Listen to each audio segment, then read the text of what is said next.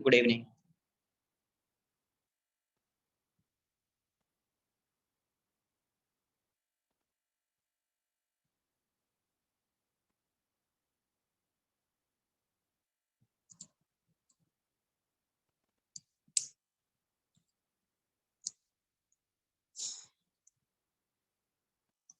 2 minute wait कर लो।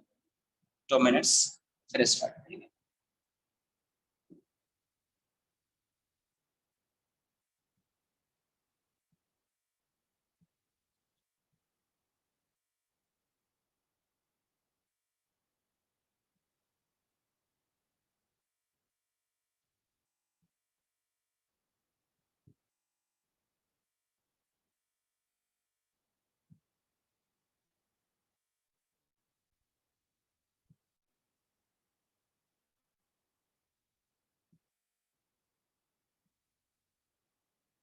क्या इलेक्ट्रोस्टैट्स बोल रहे हो? क्या कंप्लीट हो जाए? इलेक्ट्रोस्टैट्स नहीं कंप्लीट हुआ यार अभी। नहीं नहीं नहीं, इलेक्ट्रोस्टैट्स में अभी तो टाइम जाएगा। अभी टाइम जाएगा। टाइम जाएगा मतलब अभी आज जो है मोस्टली मतलब वो पोर्शन कंप्लीट हो जाएगा जो कंडक्टर के पहले का है। अभी कंडक्टर आएगा, कंडक्टर के बाद अर्थिंग उसी में पढ़ाऊंगा। अर्थिंग के बाद शेयरिंग ऑफ चार्जेस होगा, इलेक्ट्रिक प्रेशर होगा, कैविटी होगा, वो सब वाली है। तो 3 लेक्चर्स आएंगे। 3 लेक्चर्स तो मिनिमम लगेंगे अभी, और 3-4 लेक्चर्स मान लीजिए ऐसा। नेक्स्ट वीक मान लो, नेक्स्ट वीक में कंप्लीट हो जाना चाहिए होपफुली। नहीं होगा तो फिर देखेंगे अपन। हाँ, कैपेसिटर अलग चैप्टर है। कैपेसिटर जो है वो अलग चैप्टर है। ठीक है, चलो स्टार्ट कर देते हैं अपन। क्वेश्चन से स्टार्ट करते हैं, देखते हैं क्या कितना समझ में आया तुमको। Gauss law.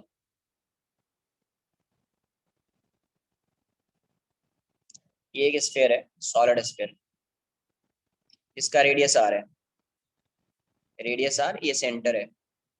यहाँ से जो डेंसिटी वैरी कर रही है, इसकी जो डेंसिटी है कांस्टेंट नहीं है। डेंसिटी ऐसी है, rho equals to rho naught by x, where rho naught is constant, is a constant, is a positive constant बोल दीजिए, पॉजिटिव कांस्टेंट।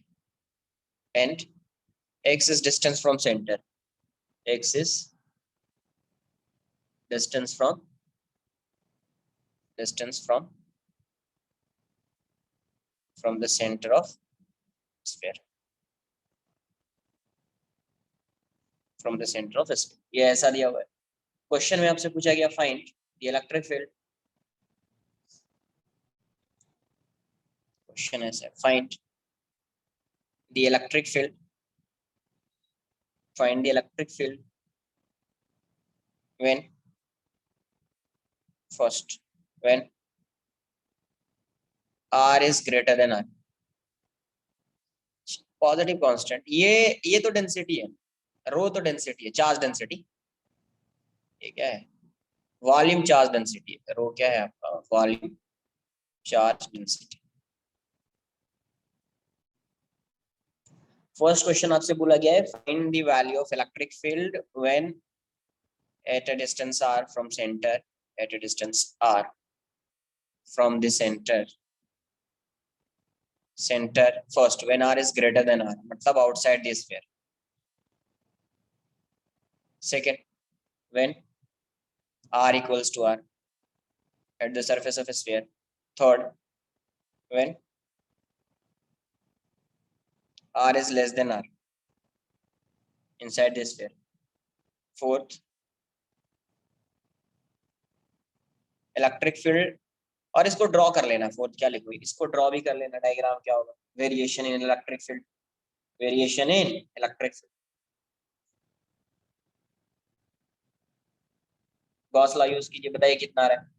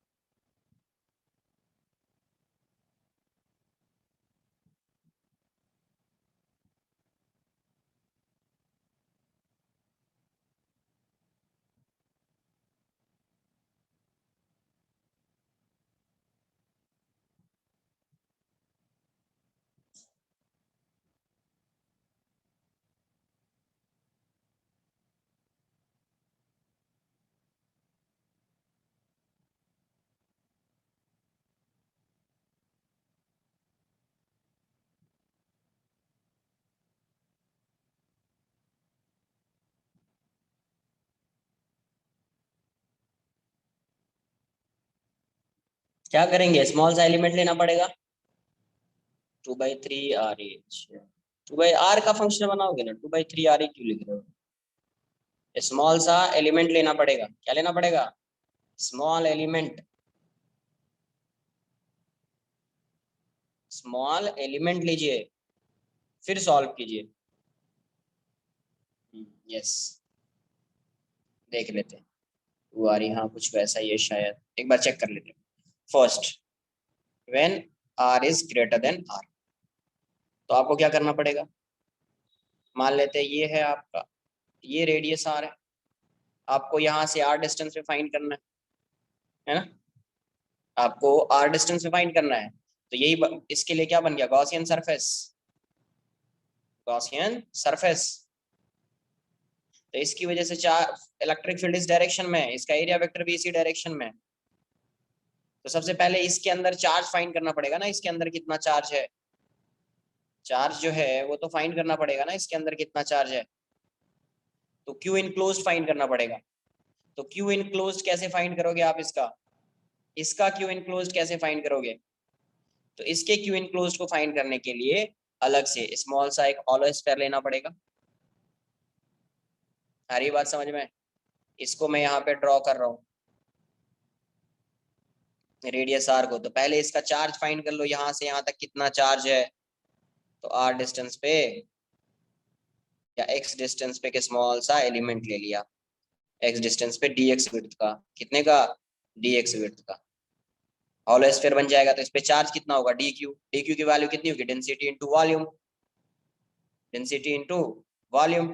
इस पूरे स्फीयर के अंदर जो गॉसियन सरफेस है उसके अंदर जो चार्ज होगा वो इसी स्फीयर के अंदर होगा, तो इसी का चार्ज फाइंड कर लो। तो डेंसिटी कितना है, रो नॉट बाई एक्स, ये कितना आएगा, dv, 4πx² dx, 4πx² dx। पहले मुझे क्यू इनक्लोज्ड फाइंड करना पड़ेगा, क्यू इनक्लोज्ड, इसके अंदर कितना चार्ज है वो फाइंड करना पड़ेगा, डायरेक्ट नहीं फाइंड कर सकते क्योंकि चार्ज क्या है, वेरिएबल। यहाँ पे जो डेंसिटी के टर्म्स में दिया हुआ है, कांस्टेंट है नहीं, वेरिएबल है, तो इंटीग्रेट करना पड़ेगा। एक एक्स कैंसल आउट हो गया, तो यहाँ से क्या गया, 4π ρ0 x dx, x dx, 4π ρ0 x dx। Clear है, कॉपी कर लो, कॉपी कर लीजिए इसको।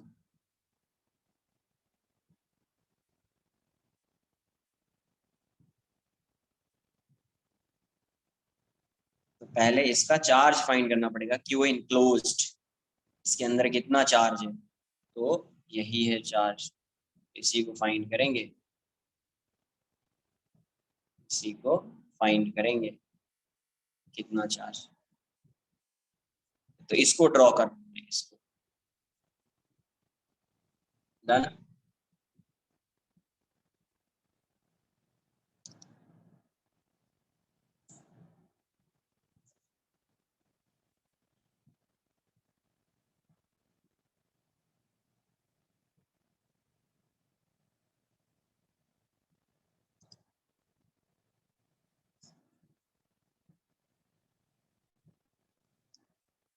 तो यहाँ से डी क्यू को क्या लिखूंगा मैं, 4π ρ0 x dx। तो यहाँ से क्यू की वैल्यू क्या हो जाएगी, इंटीग्रेशन ऑफ डी क्यू, तो यह आ जाएगा 4π ρ0 x dx। इसको बाहर कर दीजिए, 4π ρ0, ये हो जाएगा x dx, x कहाँ से कहाँ तक वैरी करेगा, 0 to r, 0 to r तक ही चार्ज है, उसके बाद चार्ज है नहीं। 4π ρ0 x²/2 हो जाएगा, 0 to r, तो ये जाएगा 2π ρ0 r²। तो इतना आ गया है, तो अब क्या करेंगे, गॉस लॉ लगा देते हैं, using Gauss law, using Gauss law क्या आ जाएगा, phi equals to q enclosed upon epsilon naught. तो फाई क्या हो जाएगा यार, E dot D S, E dot D A, Q enclosed यही है आपका 2π ρ0 r² अपॉन एप्सिलॉन नॉट। ई कितना हो जाएगा, ई डी ए कितना हो जाएगा, 4πr² हो जाएगा, आर डिस्टेंस पे फाइंड कर रहे हैं, 2π ρ0 r² अपॉन एप्सिलॉन नॉट। तो यहाँ से ई की वैल्यू कितनी हो जाएगी, ये जाएगा ρ0 r², 2π से 2 टाइम्स में जाएगा ये, तो 2 एप्सिलॉन नॉट आ जाएगा और r² आ जाएगा। तो ये हो गया आपका ई आउट, ये क्या हो गया, ई आउट। ऐसा नहीं, लर्न नहीं करना है, क्वेश्चन है। ऐसा नहीं कि इसका लर्न कर लिया बॉक्स के अंदर रख दिया, तो क्वेश्चन है तो क्वेश्चन के आंसर को क्या लर्न करेंगे। तो ई आउट ये इसलिए बॉक्स के अंदर लिखा कि मैं ऐसा लिख सकूँ, E out is inversely proportional to are square. E out क्या हो गया, inversely proportional to are square हो गया। ठीक है। Second case, case two, surface पे फाइंड करना है when R equals to R. जब आर की वैल्यू आर के इक्वल हो जाएगी तो ई सरफेस कितना हो जाएगा, ई सरफेस ई एस, ये हो जाएगा rho naught R square by 2 epsilon naught into R. R की जगह पे आर हो जाएगा। सही लिखा क्या मैंने, R square by, I think correct ही है। आर स्क्वायर से आर स्क्वायर कैंसिल आउट हो जाएगा, rho naught by 2 epsilon naught आ जाएगा। तो सरफेस पे जो आएगा वो इतना आ जाएगा, rho naught by 2 epsilon naught आ जाएगा। अब इन फाइंड करना होगा मुझे, क्या फाइंड करना होगा, इन। तो देख लेते हैं इन कितना आएगा। ई सरफेस इक्वल्स टू ई इन, वो कितना ही आ रहा है क्या, आई थिंक करेक्ट है, करेक्ट है शायद। कॉपी कर लीजिए। तो गॉस लॉ एकदम क्लियर हो जाना चाहिए कि कैसे अगर इलेक्ट्रिक फील्ड फाइंड करने के लिए बोला जाए तो गॉस लॉ का यूज करके how you can find the value of electric field.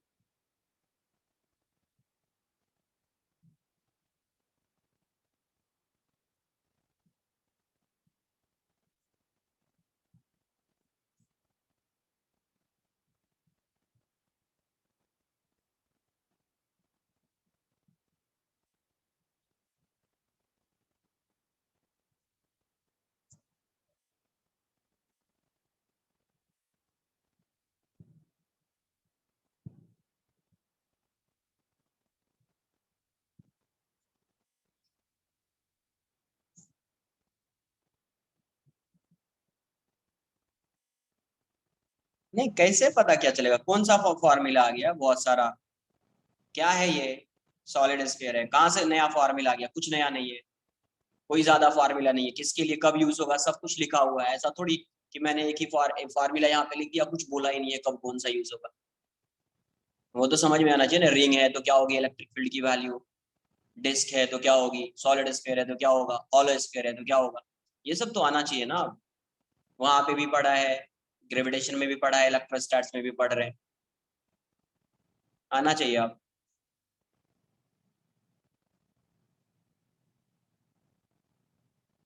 बोल रहा पता ही नहीं चल रहा है कब कौन सा फॉर्मूला यूज होगा। अरे पर इतना तो सिंपल है, इसमें क्या है, इसमें कुछ समझना है क्या।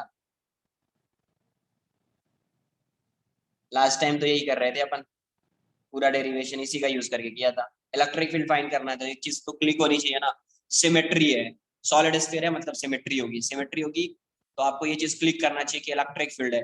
इलेक्ट्रिक फील्ड है तो क्या गॉस लॉ लग सकता है क्या, तो एक बार देखिए गॉस लॉ लगेगा या नहीं लगेगा। तो गॉस लॉ कैसे यूज होता है वो समझ में आना चाहिए आपको, अप्लाई कर दीजिए उसके बाद।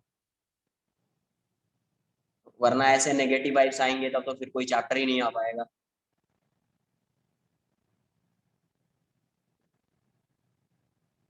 ठीक है, नेगेटिव वाइब्स नहीं आने चाहिए, सर इतना फॉर्मूला है कैसे लिखे हैं क्या करें। अरे एक जगह पे दोनों है, ग्रेविटेशन भी है वो भी है, अगर तुमने ग्रेविटेशन में लर्न किया तो यहाँ आ जाएगा, वहां किया तो वहां पे आ जाएगा।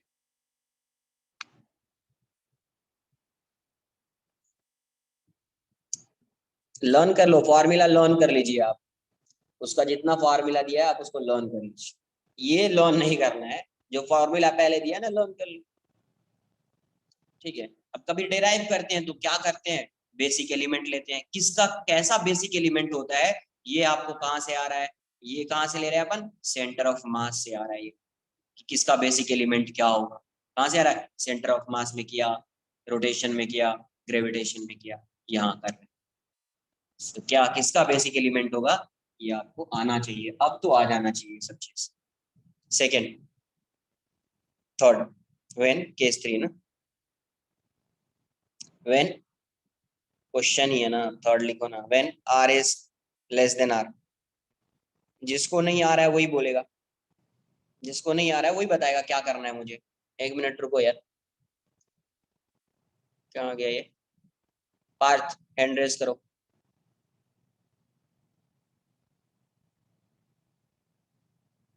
वही नहीं है,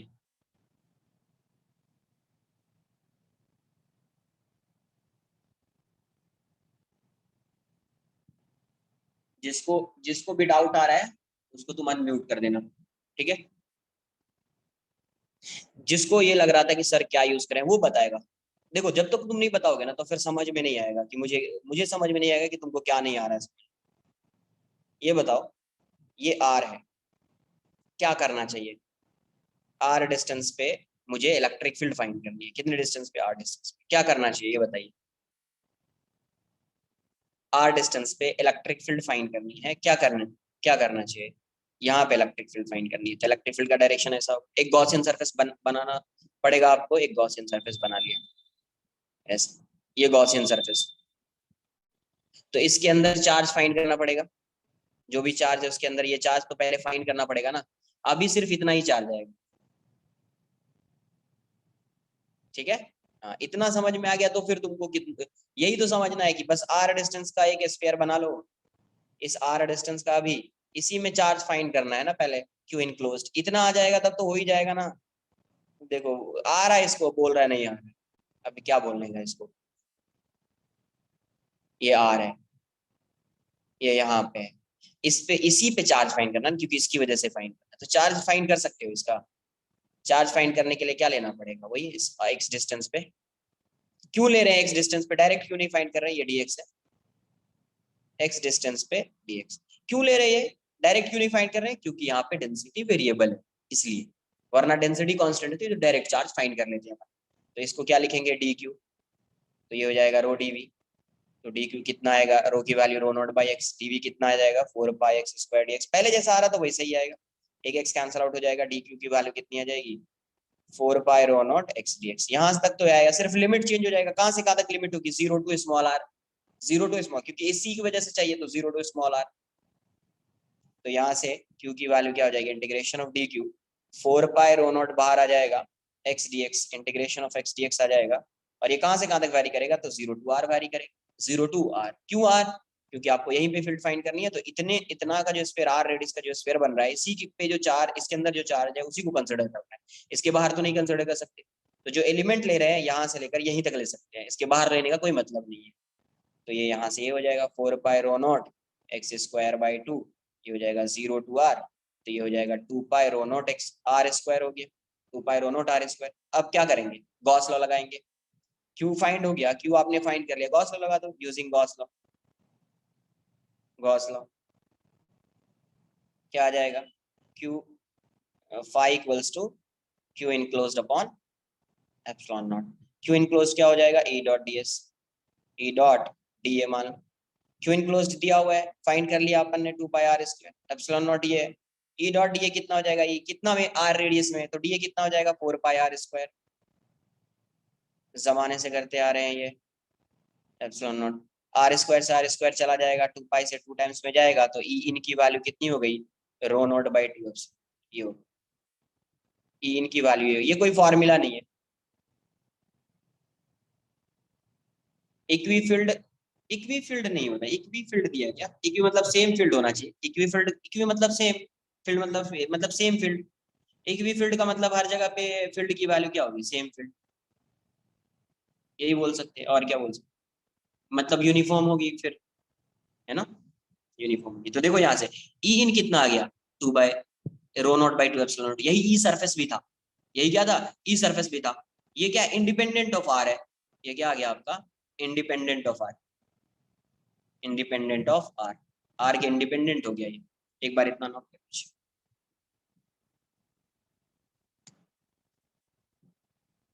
नहीं, तुमको आता है, ठीक है। अभी तुम जो है ना, बस टाइप करना है तुमको।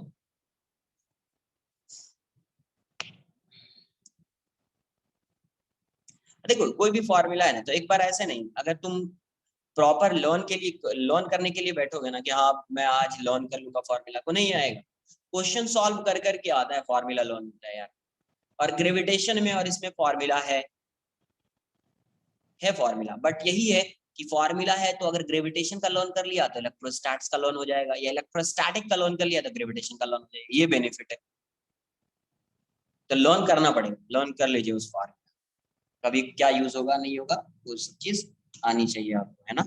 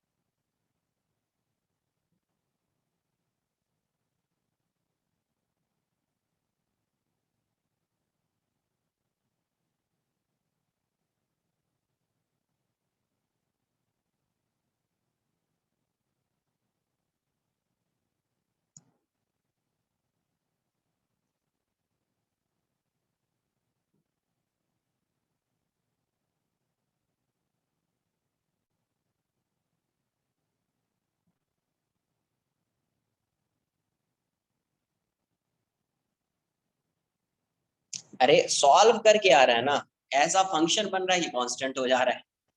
तो बोला सर कैसे आया, सॉल्व किया ना, चार्ज क्या हो गया, आर डिस्टेंस पे आर स्क्वायर आ गया ना, चार्ज आर स्क्वायर आ गया, आर स्क्वायर आया तो आर स्क्वायर कैंसिल आउट हो गया। ऐसा डेंसिटी दिया हुआ है कि जो भी आर वेरिएबल आ रहा था वो कैंसिल आउट हो गया, कैंसिल आउट हो गया इसीलिए कांस्टेंट हो गया। सॉल्व किया ना, ऐसा थोड़ी मैं डायरेक्ट थोड़ी बता रहा हूँ कि ये होगा ना, होगा, होगा ऐसा ही लगाएंगे ना, होगा ये, होगा, उसमें भी होगा, वेरिएबल हो गया तो भी होगा।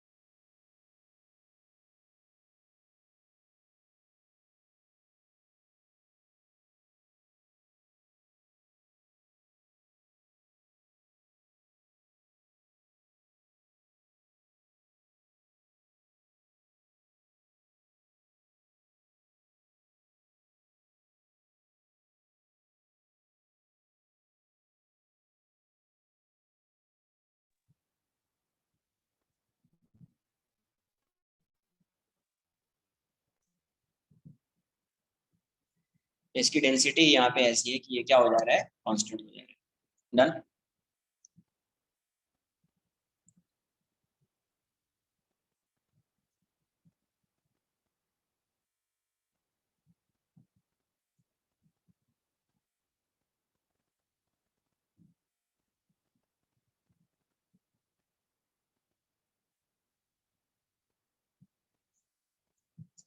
तो यहाँ पे अगर आप ड्रॉ करेंगे इसका इलेक्ट्रिक फील्ड का और उसका ग्राफ ड्रॉ करेंगे तो इस केस में ग्राफ ऐसा आएगा, ये ई है, यहाँ पे आर इक्वल्स टू आर हो गया और ये आर है। तो यहाँ से यहाँ तक कांस्टेंट है और कितनी वैल्यू है, रो नॉट बाई टू। ये लर्न मत करना है, ये सब ये क्वेश्चन है इनवर्सली प्रोपोर्शनल, तो ऐसा चाहिए, ये एक क्वेश्चन है, इसको ऐसा नहीं कि लर्न कर लिया।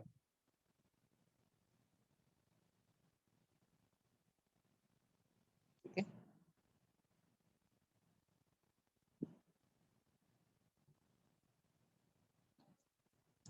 एक और क्वेश्चन कर लेते हैं इस पे, फिर कंडक्टर पढ़ाता हूँ।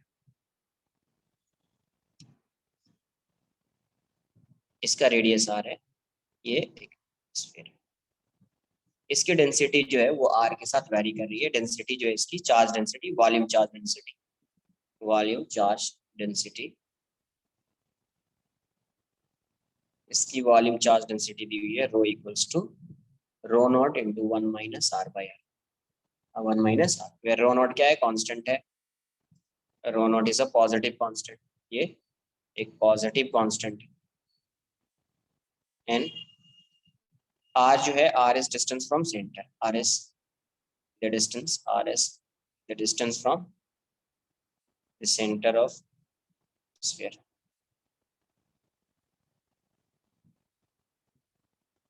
क्वेश्चन ऐसा पूछा गया, find the magnitude of electric field. Find the magnitude of first question. Find the magnitude of electric field as a function of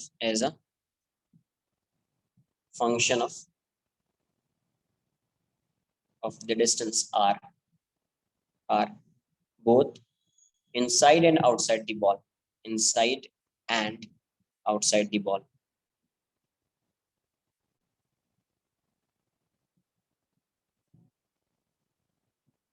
ठीक है, outside the ball.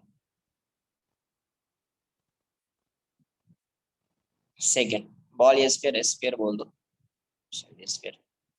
Second question ये दिया हुआ है, find the maximum intensity. Intensity मतलब Emax and the corresponding distance, and the corresponding distance. Corresponding distance RM बोल दीजिए. ई इन भी फाइंड करना है, ई आउट भी फाइंड करना. सरफेस तो इन हो गया तो आउट हो गया, तो सरफेस तो आ ही जाएगा, बट सरफेस नहीं फाइंड करना है क्वेश्चन. तो पहले आपको इसके अंदर चार्ज फाइंड करना पड़ेगा. आउट फाइंड करने के लिए चार्ज फाइंड करना पड़ेगा. फिर ई इन का फॉर्मूला लगाइए, तो इनमें भी फाइंड करना पड़ेगा. फिर देखिए मैक्सिमम के लिए क्या कर सकते हैं, मैक्सिमम के लिए क्या कर सकते हैं, है ना.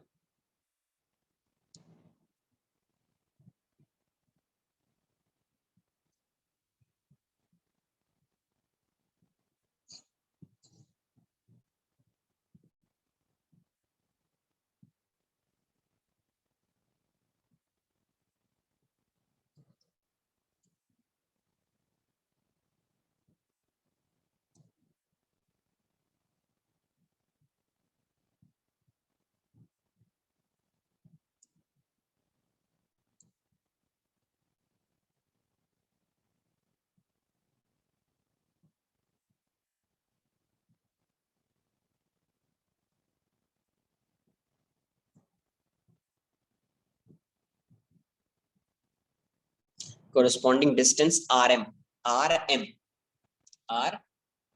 ये R है और ये M. मैक्सिमम इंटेंसिटी के जो कोरस्पॉन्डिंग डिस्टेंस होगा उसको मैंने बोल दिया RM. तो RM की वैल्यू फाइंड करनी है, या उसी को R बोल दीजिए.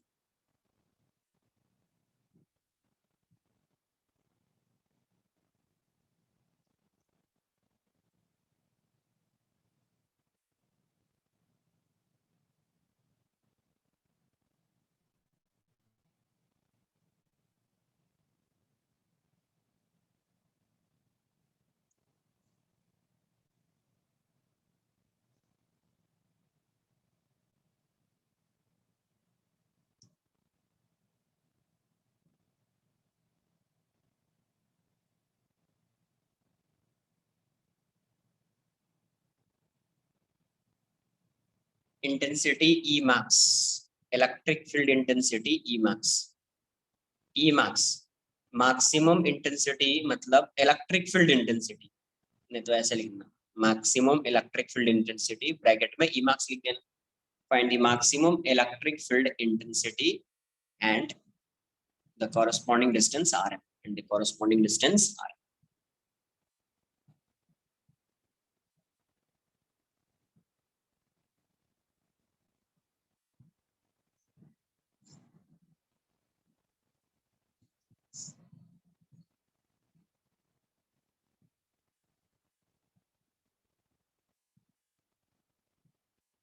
Yes, मैक्सिमम के लिए फर्स्ट डेरिवेटिव को 0 कर दीजिए. वहां से अगर R की एक ही वैल्यू आ रही है मतलब उसी पे मैक्सिमम हो जाएगा. अगर R की 2 वैल्यू आएगी तो सेकंड डेरिवेटिव फाइंड करके चेक करना पड़ेगा. एक ही वैल्यू दिखेगी आप, या सेकंड डेरिवेटिव भी फाइंड कर ले. डन. पहले मैं चार्ज फाइंड क्यों इनक्लोज्ड, पहले मैं चार्ज फाइंड कर लेता हूँ, फिर देखते क्या आता है.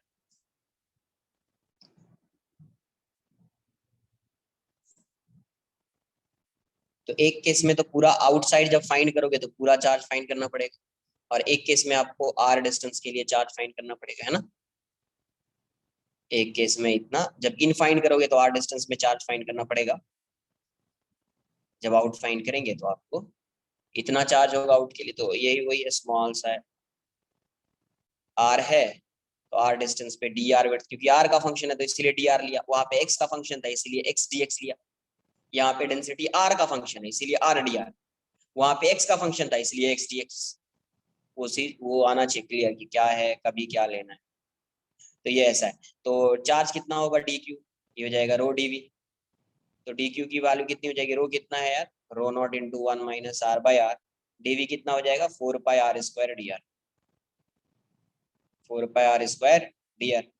तो यहाँ से क्यू इनक्लोज्ड कितना हो जाएगा, इसके लिए क्यू इनक्लोज्ड कितना आ जाएगा, क्यू इनक्लोज्ड हो जाएगा इंटीग्रेशन ऑफ डी क्यू, तो 4 पाई रो नॉट बाहर लिख दीजिए, ये हो जाएगा 1 - r/r, r² डी आर। तो यहाँ से आ रहा है 4 पाई रो नॉट, ये हो जाएगा r² - r³ डी आर। अब देखो इसके लिए क्या फाइंड करना पड़ेगा, 0 to r, और इसके लिए 0 to r। इस यहाँ पे चार्ज मान लेते हैं, पूरा चार्ज क्यू है, और यहाँ पे जो चार्ज है ये कैपिटल क्यू मान सकते हो, ऐसे रखो ना, इसको क्यू डैश मान लेंगे, ठीक है, इसको क्यू डैश। तो यहाँ पे 0 to r, तो 4 पाई रो नॉट ये हो जाएगा r³/3, डायरेक्ट लिख दो r³/3, ये हो जाएगा r⁴/4r, क्योंकि ये 0 है तो डायरेक्ट ऐसा लिख सकते हैं आप, 4 पाई रो नॉट ये हो जाएगा r³/3 माइनस r⁴, r⁻³ एक r कैंसिल आउट हो जाएगा बाय 4, एलसीएम ले लीजिए, 4 पाई रो नॉट ये कितना आ जाएगा 12, ये जाएगा 4r³ माइनस r³ 3r³, तो 4 से 3 टाइम्स में जाएगा, तो इसके अंदर चार्ज कितना रहेगा, पाई रो नॉट इंटू r³/3, इसके अंदर इतना चार्ज रहेगा। तो पहले आप चार्ज फाइंड कर लो, इसके अंदर चार्ज क्या लिखोगे, तो यहाँ से यहाँ तक तो आएगा क्यू डैश, इसके अंदर q dash equals to 4 pi rho naught, ये तो आएगा ही r² minus r³/r, limits change हो जाएगी अभी, डी आर लिमिट्स हो जाएगी 0 to r, तो ये हो जाएगा 4 पाई रो नॉट, ये हो जाएगा r³/3, ये हो जाएगा r⁴/4r, लिमिट्स पुट करोगे यही आएगा, 4 पाई रो नॉट एलसीएम ले लीजिए 12r, ये हो जाएगा r³, 4r³ इंटू r, और ये आ जाएगा 3r⁴, तो ये हो गया इसके अंदर pi rho naught 4r³ into r minus 3r⁴/3r, ये इतना आ गया। तो ये हो गया इसका चार्ज, और ये हो गया इसके अंदर चार्ज। अभी इन आउट करके फाइंड कर लेंगे, गॉस लॉ लगाएंगे, इन आउट करके फाइंड हो जाएगा। तो पहले मैंने इस बार चार्ज फाइंड कर लिया, डायरेक्ट फॉर्मूला लगा के आंसर आ जाएगा, कॉपी कर लो इसको।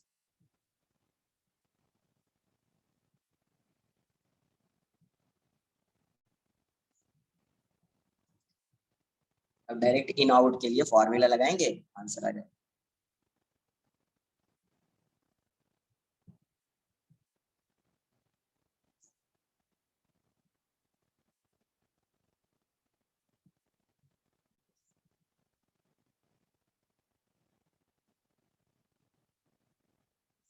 यहाँ पे ये क्या है, r is less than r है।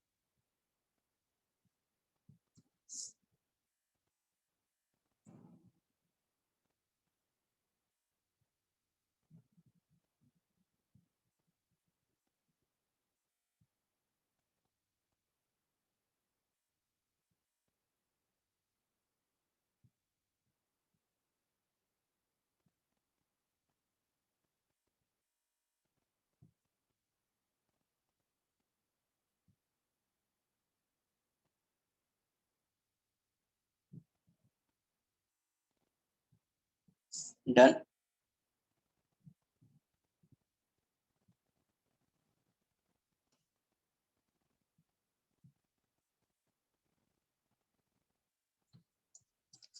When r is greater than r, outside में क्या आ जाएगा? When r is greater than r outside this sphere.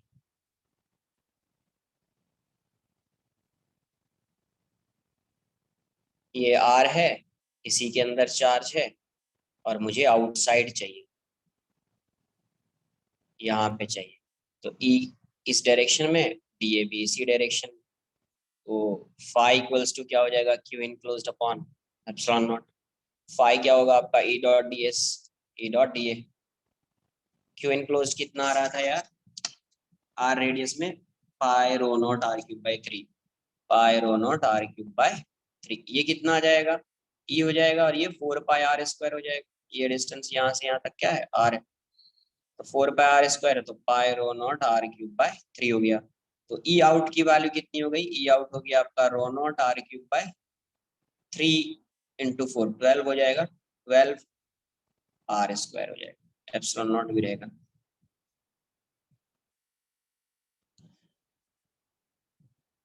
Screen share कर रहा हूँ, एक बार देख लो। स्क्रीन शेयर कर रहा हूँ, शेयर स्क्रीन पे क्लिक कीजिए तो आपको क्लियर दिखेगा। एक बार देखिए, है ना?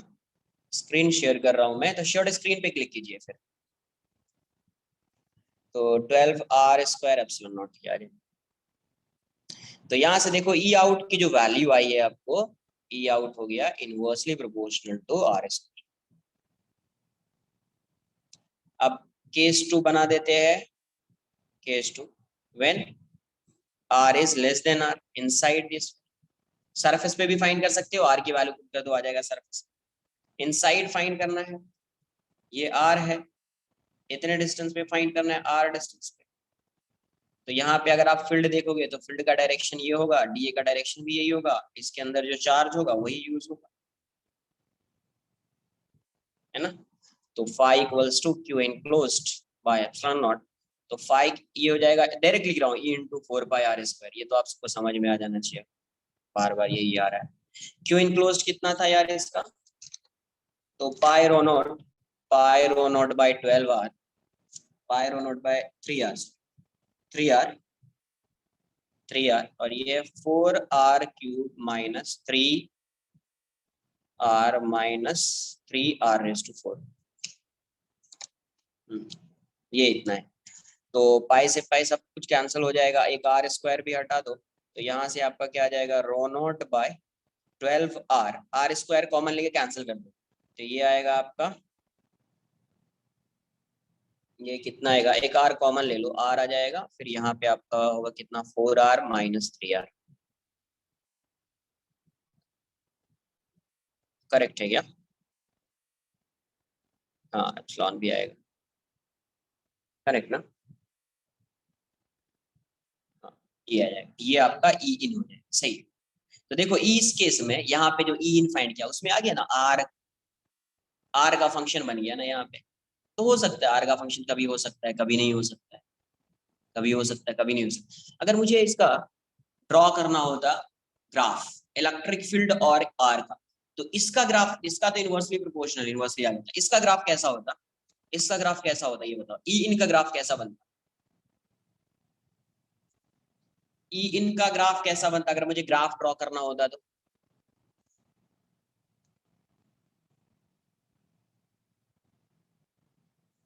यहाँ से साइड में लिख देता हूँ मैं, सरफेस, ई सरफेस भी फाइंड कर सकते थे आप। ई सरफेस हो जाता rho naught R cube by 12 R square. Hyperbola बनेगा, पैराबोला आएगा ना?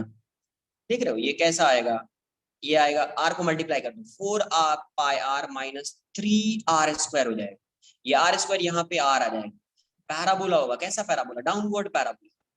पैराबोला है, आर स्क्वायर का फंक्शन बन रहा है यहाँ पे, ध्यान से देखिए एक बार। तो आर स्क्वायर का फंक्शन बनेगा तो पैराबोला बनेगा, और नेगेटिव है, मतलब coefficient of R square negative. जब आर मल्टीप्लाई करोगे आर स्क्वायर हो जाएगा, coefficient of R square negative. तो कैसा? Downward parabola. कैसा parabola? Downward parabola, downward parabola. ये हो जाएगा 12 R square into epsilon naught. तो आप अगर लिखना चाहे तो सरफेस को ऐसा हो जाएगा, सरफेस भी अगर फाइंड करना चाहे यहाँ से तो ये ऐसा हो जाएगा, नोट कर लो। तो डाउनवर्ड पैराबोला में ग्राफ भी ड्रॉ कर लो, उस साइड ग्राफ भी ड्रॉ कर देता हूँ।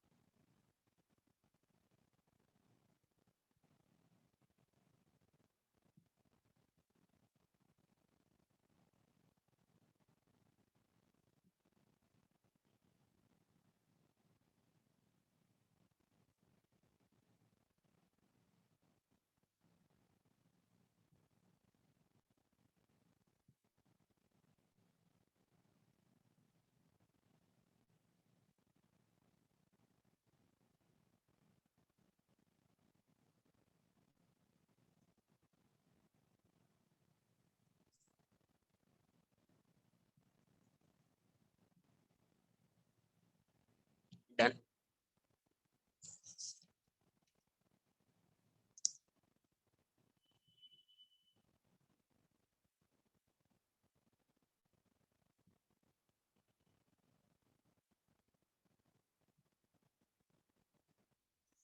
देखिए यहाँ से एक बार फॉर्मूला लिख देता हूँ मैं ई इन का, और इस ई ई आउट कितना है, ई आउट की वैल्यू आ जाएगी rho naught R cube by 12 R square epsilon naught. E surface कितना हो गया था, ई सरफेस आ गया था rho naught R by 12 epsilon naught. E in कितना आ गया, ई इन आ गया आपका rho naught by 12 epsilon naught into R, और ये आ जाएगा 4 R R minus 3 are square, ये आ गया।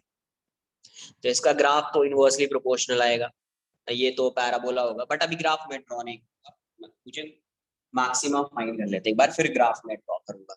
अब मुझे ये बताइए कि इस क्वेश्चन में जो अगर मैक्सिमम इलेक्ट्रिक फील्ड होगी तो कहाँ पे हो सकती है।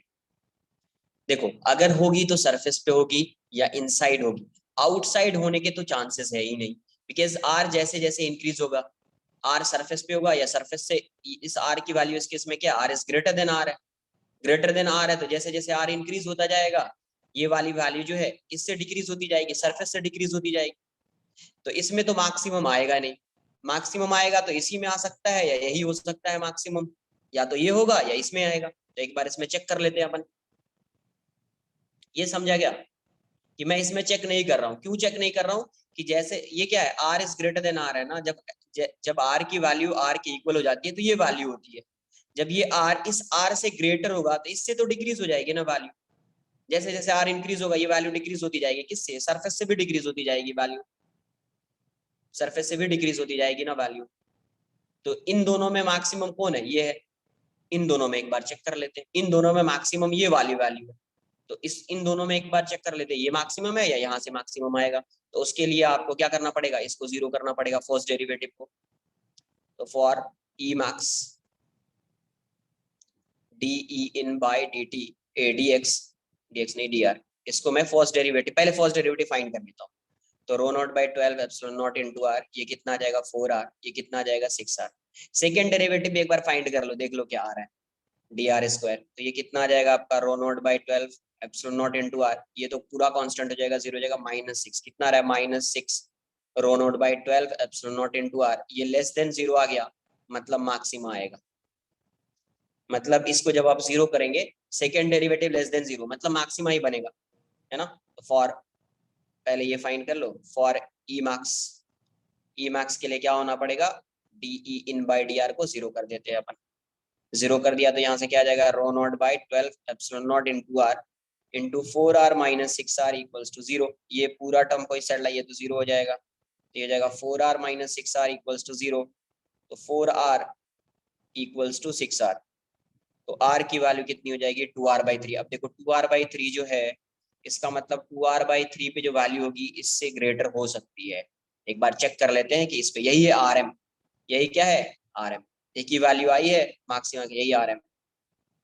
rm कभी होगा, अभी rm मत लिखो, rm कभी होगा जब जहाँ पे इलेक्ट्रिक फील्ड मैक्सिमम होगा तभी। तो यहाँ पे ई मैक्स एक बार देख लेते हैं कितना आ रहा है, E max rho naught by 12 epsilon naught R into 4r, R की जगह पे क्या आ जाएगा 2r/3 -3 2r/3 का स्क्वायर, तो जाएगा rho naught by 12 epsilon naught into R, ये जाएगा आपका 8r²/3, ये आ जाएगा 4 और 9, तो 3 टाइम्स में जाएगा 4r²/3, तो ये आ जाएगा 4r² आ जाएगा rho naught into 4r²/12 epsilon naught into R into 3, तो 4 से 3 टाइम्स में जाएगा, एक आर कैंसिल आउट हो जाएगा, ये हो गया रो नॉट r/9 एप्सिलॉन नॉट, ये इतना आ गया रो नॉट r/9 एप्सिलॉन नॉट, ये कितना था rho not r/12 epsilon not, मतलब मैक्सिमम यहाँ से आएगा, मैक्सिमम कहाँ से आएगा, यहाँ से आएगा, तो ये मार्क्स हो जाएगा, तो ये rm हो जाएगा, ये मार्क्स हो गया तो ये क्या हो जाएगा rm। कॉपी कर, एक क्वेश्चन है बट बहुत कुछ समझ में आएगा आपको, मैक्सिमा कैसे फाइंड करते हैं, मिनिमम, वो अब ग्राफ देखना, ग्राफ कैसे ड्रॉ होगा, क्योंकि मैक्सिमम किससे आएगा इस बार, मैक्सिमम ई इन से आ रहा है, और कहाँ पे आ रहा है, यहीं पे आ रहा है 2r/3 पे आ रहा है, 2r/3 पे आ रहा है।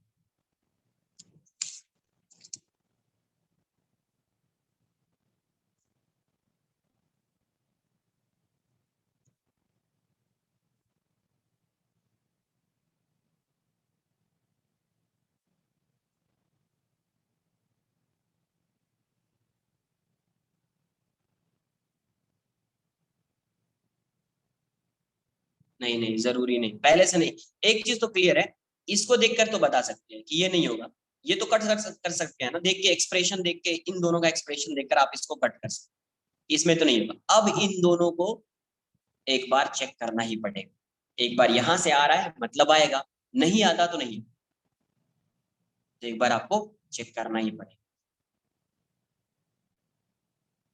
है ना, पहले से ही नहीं बोलना है अपने को, पहले से ही कोई अपने को ये क्लियर नहीं होगा कि होगा या नहीं होगा, हो भी सकता है नहीं भी हो सकता है, जैसे एक केस में अपन ने देखा था इससे पहले वाले क्वेश्चन में, ये दोनों सेम आ गया था, ये दोनों क्या आ गया था, सेम आ गया था, है ना, कांस्टेंट हो गया था, वो भी कांस्टेंट, ये कंपलसरी नहीं है हर केस, कभी हो सकता है कभी नहीं भी हो सकता है।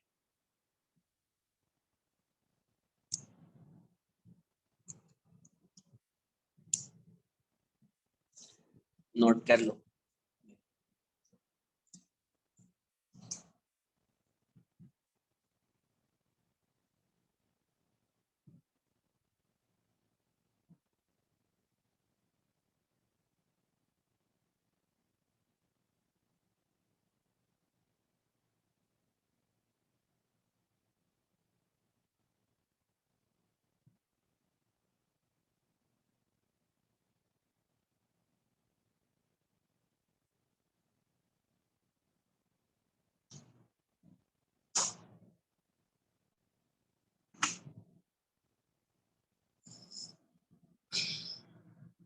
डन,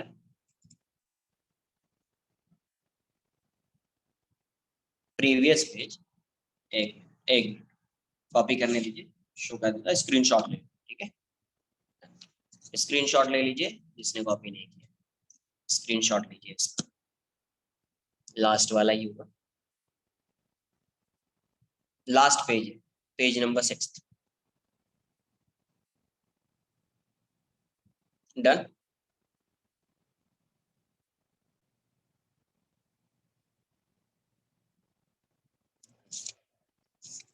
अब देखो मैं ग्राफ ड्रॉ करता हूँ, इसका ग्राफ कैसा आएगा अब समझिए।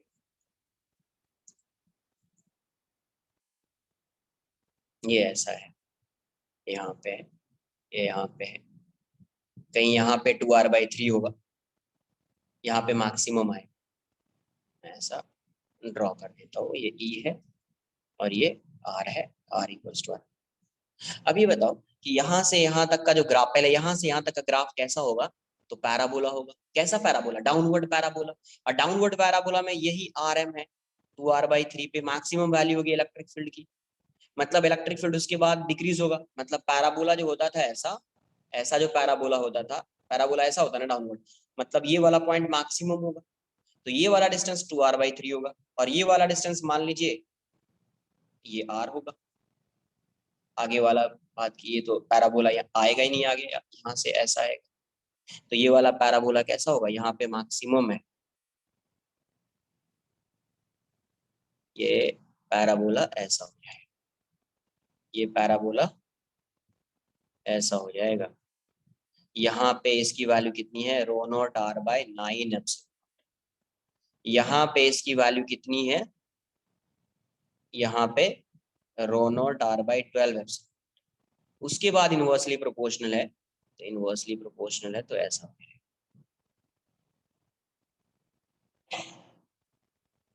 इसके बाद इनवर्सली प्रोपोर्शनल है तो थोड़ा सा ऐसा, ये थोड़ा सही से ड्रॉ कर लेना, कुछ इस टाइप से ड्रॉ कर लेना, थोड़ा ज्यादा डीप हो गया है ऐसा, बट ठीक है। तो ग्राफ इसका ऐसा, और यहाँ पे 2r/3 पे मैक्सिमम होगा, r/3 पे ये वैल्यू। क्लियर है? तो अगर आपसे कुछ भी पूछ दिया जाए इलेक्ट्रिक फील्ड कभी कहाँ पे क्या होगा, तो ये सब चीज क्लियर होनी चाहिए।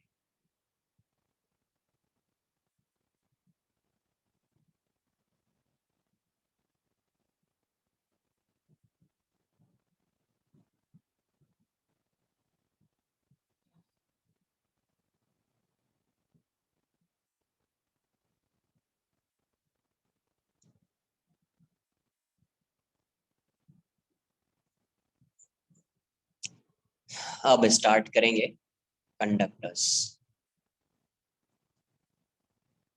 कंडक्टर्स एक बार देख लेते हैं, पहले भी डेफिनेशन देखा, conductors are materials, conductors are materials which contain large number of free electrons, large number of, साथ में कॉपी करो, large number of free electrons which can move freely inside conductor, inside, which can move freely inside conductors। इसकी कुछ properties होती है, उसको लिख लेते हैं प्रॉपर्टीज, पढ़ते भी आ रहे हैं अपन पहले से, क्या होता है नहीं होता है। First point, electric field inside a conductor always remains zero, zero रहता ही है। इधर ये भी लिख लो, कंडक्टर इज न्यूट्रल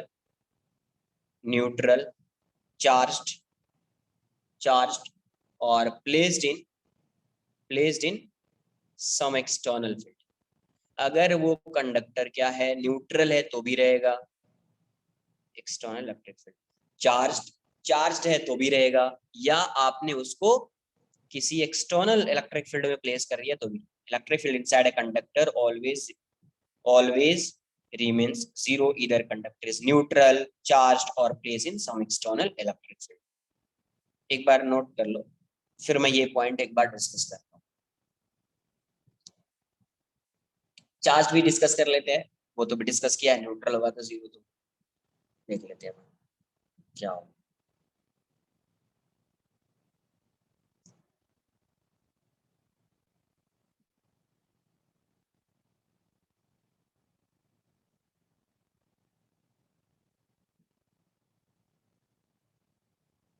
फ्री में कहाँ, large number of free electrons which can move freely inside conductors. Conductors are material which contain large number of free electrons which can move freely inside them.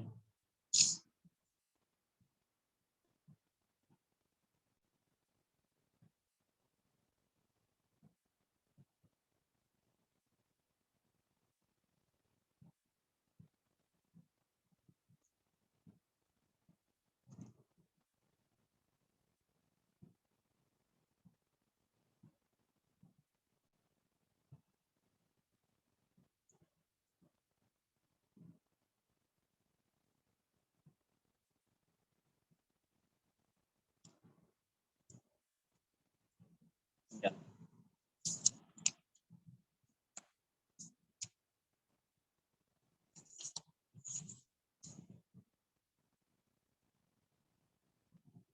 एक copy कर लीजिए।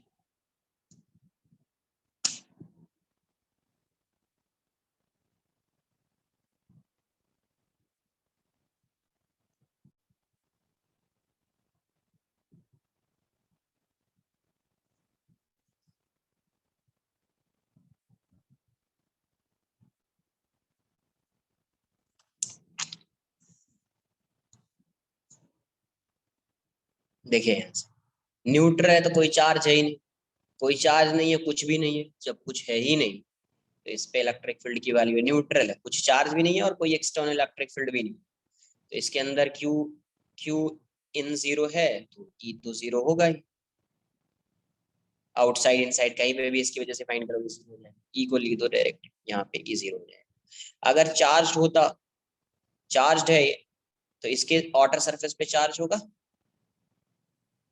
कहाँ पे होगा, इसके outer surface पे चार्ज होगा। तो चार्ज अगर आउटर सरफेस पे है तो इसके इनसाइड, यहाँ पे जब एक गॉसियन सरफेस आप लेंगे, अब कोई बोलेगा सर इनर सरफेस पे भी चार्ज होगा तो गॉसियन सरफेस के अंदर कोई चार्ज आएगा, इसके इनर सरफेस पे भी चार्ज रख दो तो क्या गॉसियन सरफेस पे चार्ज आएगा, इसके अंदर कोई चार्ज आएगा, नहीं आएगा। ये गॉसियन सरफेस है, गॉसियन सरफेस, तो इसके अंदर क्यू इनक्लोज्ड जीरो हो गया तो ई इन भी क्या हो जाता है जीरो, इसके अंदर ई इन क्या हो गया जीरो। अब क्या है, अब एक्सटर्नल इलेक्ट्रिक फील्ड, ये तो charge conductor, external electric field में देखते हैं क्या होगा। एक्सटर्नल इलेक्ट्रिक, पहले से ऐसी इलेक्ट्रिक फील्ड है इसका, हाँ वो भी बोल सकते हैं dielectric constant is very large. अब ये भी इन्फिनिटी होता है, बेसिकली कंडक्टर का इन्फिनिटी होता है, ये भी होता है। आपको बताया था कि अगर जैसे चार्ज है, कंडक्टर है, क्या है ये कंडक्टर है, ये ध्यान रखिए कंडक्टर है, तो जो भी चार्ज दोगे एक्सेस चार्ज, उस पॉइंट को मैं यहाँ पे नोट करा दूंगा, एक्सेस चार्ज जो भी रहेगा कंडक्टर पे, एक्सेस चार्ज मतलब इधर पॉजिटिव और नेगेटिव चार्ज, तो उसके बीच रिपल्शन होगा तो कहाँ पे जाएगा वो, सरफेस पे ही जाएगा ना, कहाँ पे जाएगा वो, सरफेस पे ही जाएगा।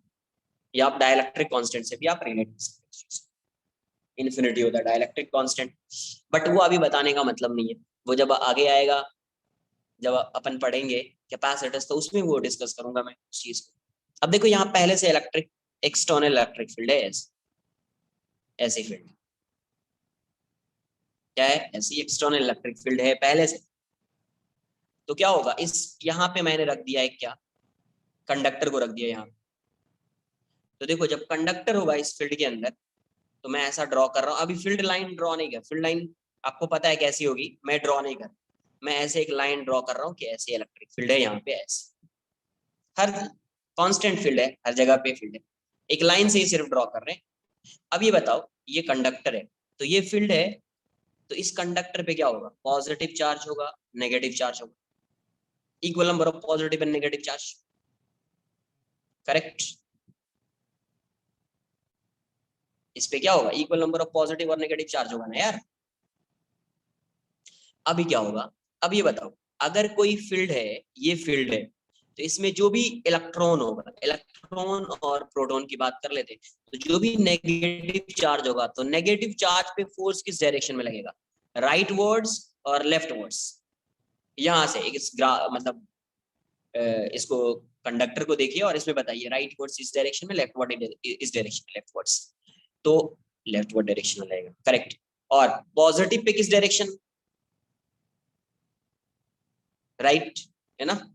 इसका मतलब ये हुआ कि इस पे जो भी, क्योंकि इसमें तो फ्री इलेक्ट्रॉन्स है ही, फ्री इलेक्ट्रॉन्स तो है ही, इसका मतलब ये हुआ कि जब फ्री इलेक्ट्रॉन्स है तो मूव कर सकता है, तो नेगेटिव जो चार्ज होगा, जो इलेक्ट्रॉन होगा, वो इस साइड आ जाएगा।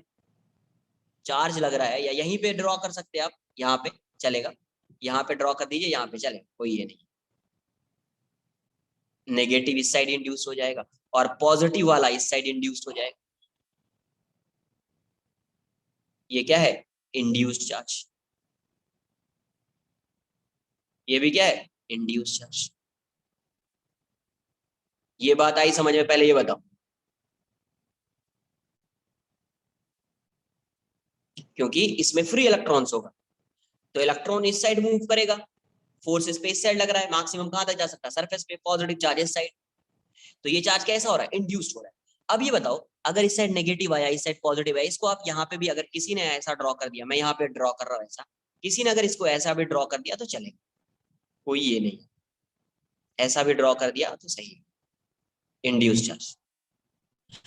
अब ये ऐसा ड्रॉ कर दे, इंड्यूस चार्ज हो गया। अब बताओ, इंड्यूस चार्ज की वजह से ये नेगेटिव है, ये पॉजिटिव है, इसकी वजह से इलेक्ट्रिक फील्ड होगी, पॉजिटिव टू नेगेटिव ऐसी फील्ड होगी, इसको मैं बोल देता हूँ ई इंड्यूस्ड,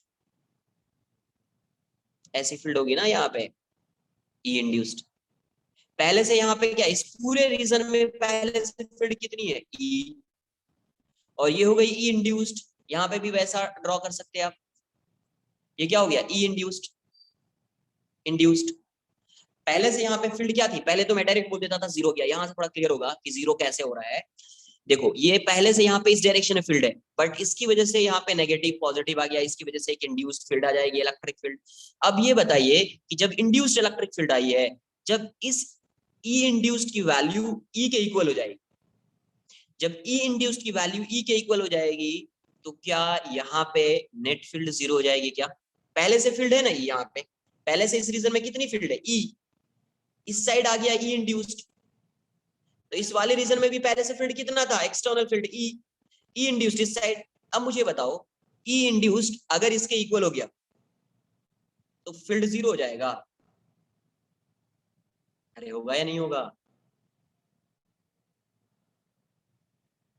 तो अगर इसके अंदर फील्ड जीरो हो जाएगा, तो अब मुझे ये बताओ, अगर इसके अंदर फील्ड जीरो हो गया है, तो क्या कोई इलेक्ट्रॉन अब इस साइड से इस साइड मूव कर पाएगा, कोई चार्ज यहाँ पे इंड्यूस्ड हो पाएगा अभी, या कोई चार्ज यहाँ पे इंड्यूस्ड हो पाएगा,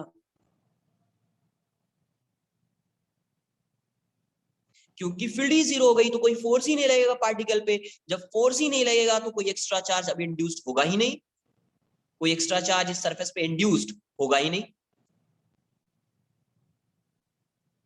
तो इसके अंदर नेट फील्ड कितनी आ जाएगी, जीरो, नेट फील्ड कितनी आ जाएगी, जीरो। अब बोलोगे सर कभी ऐसा हो सकता है क्या कि ये फील्ड जो है इस फील्ड के इक्वल नहीं हो, ऐसा हो सकता है क्या, नहीं होगा। क्यों नहीं होगा, कि उसमें इसमें जो इलेक्ट्रॉन है इनफाइनाइट इलेक्ट्रॉन है, इनफाइनाइट, तो जहां पे ये बैलेंस कर लेगा इसको, वहीं पे इलेक्ट्रॉन का मूवमेंट स्टॉप हो जाएगा, वहीं पे इलेक्ट्रॉन का मूवमेंट स्टॉप हो जाएगा, बैलेंस नहीं करेगा तो अब ये इलेक्ट्रॉन मूव करता रहेगा, मूव करता रहेगा, और जब ये इसको बैलेंस कर लेगा वहीं पे स्टॉप हो जाएगा, तो नेट फील्ड हमेशा क्या रहेगी इसके अंदर, जीरो रहेगी, नेट फील्ड हमेशा क्या रहेगी इसके अंदर, जीरो रहेगी। तो यहाँ पे ई की वैल्यू ई, और ये माइनस ई इंड्यूस्ड,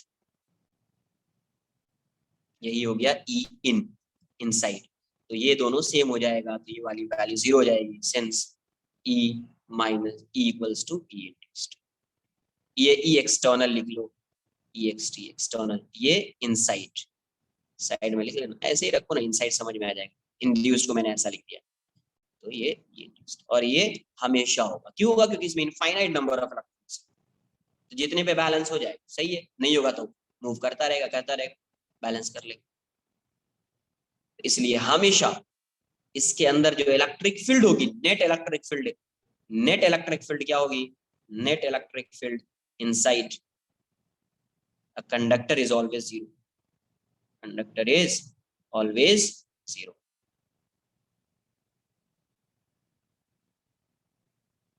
ये बात आई समझ में? एक बार इसको कॉपी कर, एक बार इसको ड्रॉ कर लीजिए। इसका स्टेटमेंट थोड़ा लिख देता हूँ। When a conductor is placed in an external electric field, तो उस केस में क्या होता है वो स्टेटमेंट लिख देता हूँ, ताकि आप रिवाइज करने में कोई उस टाइम पे ये नहीं कि ये सर कैसे हो गया।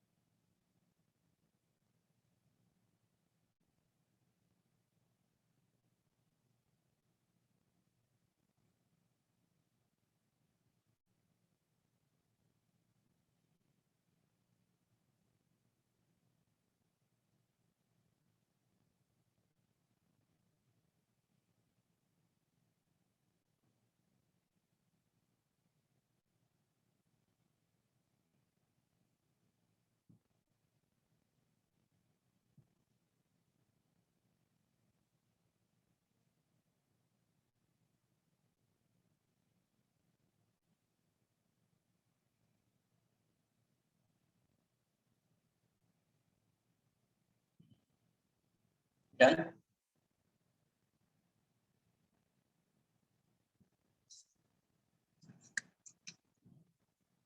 तो यहाँ पे क्या लिखेंगे अपन, फास्ट कॉपी कर लीजिए।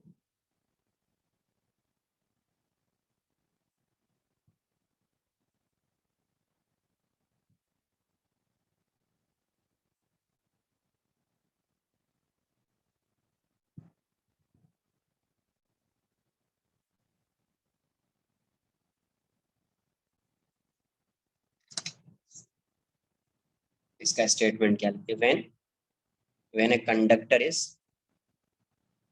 when a conductor is placed in an external electric field,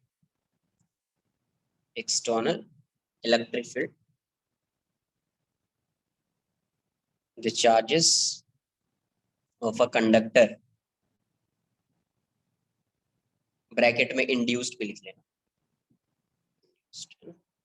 conductor rearrange themselves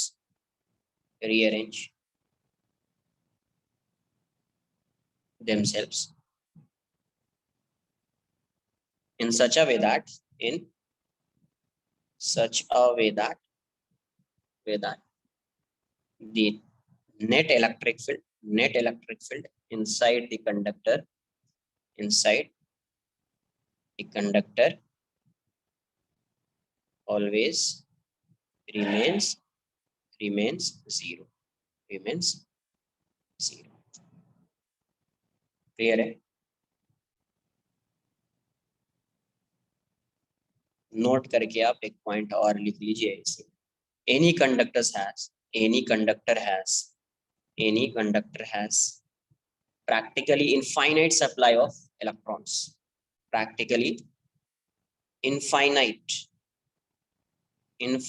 supply of electrons, या infinite number of electrons. Now, to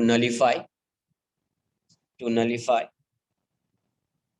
any practical electric field, किसी भी इलेक्ट्रिक फील्ड को वो नलीफाई कर सकता है, तो ई नेट हमेशा जो ई इन होगा वो ई एक्सटर्नल प्लस ई इंड्यूस्ड, तो ये वाली वैल्यू हमेशा जीरो होगी, ये वाली वैल्यू हमेशा जीरो। ठीक है, ये सब डिस्कस कर चुके अपन। Second point, second first property थी सेकेंड, एक्सेस चार्ज कहाँ पे होगा, ये सब तो साथ में ही कॉपी करो। एक्सेस चार्ज ये सब ऑलरेडी डिस्कस कर चुके अपन। Excess charge always resides outside the conductor, इसकी प्रॉपर्टी बहुत important, conductor. Third, electric field line कैसी होगी, electric field line, electric field is always perpendicular to the conducting surfaces, conducting surfaces को बताया है ऐसा, यहाँ पे आ रहा है तो ऐसा होगा, यहाँ पे आ रहा है तो थोड़ा सा ऐसा हो जाएगा, है ना, यहाँ पे आ रहा है तो थोड़ा ऐसा हो जाएगा, यहाँ पे आ रहा है या ऐसा हो जाएगा, यहाँ पे आ रहा है ऐसा हो जाएगा, यहाँ से ऐसा जाएगा। Supply of electrons, supply of electrons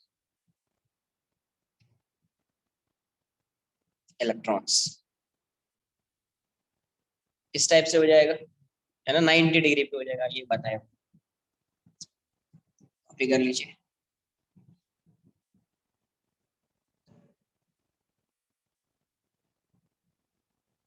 after that supply of electron to nullify any practical electric field, any practical electric field.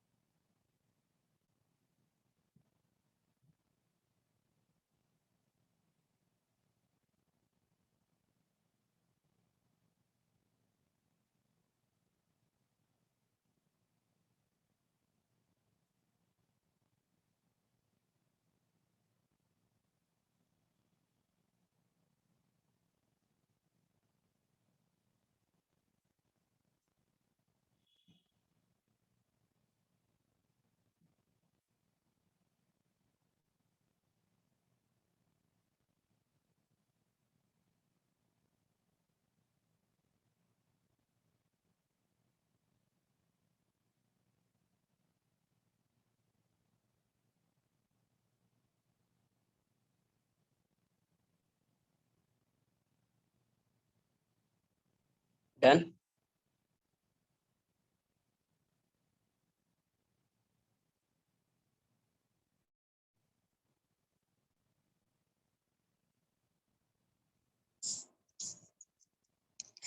Next point, fourth point देख लेते हैं। Fourth point, electric lines of force, electric lines of force never intersect, never intersect, electric lines of force never intersect या never enter, intersect क्या लिखो, enter into conductor, enter into conductor। fifth point, conductors are conductors are equipotential surfaces, ये भी बताया हुआ है, equipotential surfaces। sixth point, electric field near the surface of conductor, electric field near the surface of conductor, electric field near the surface of conductor is given by E equals to sigma by epsilon naught। Conducting surface के आसपास electric field की value ये रहेगी। Seventh point, when two conductors are connected by a conducting wire, a conducting wire, तो यहाँ पे क्या होगा, there will be flow of electron, there will be flow of charge।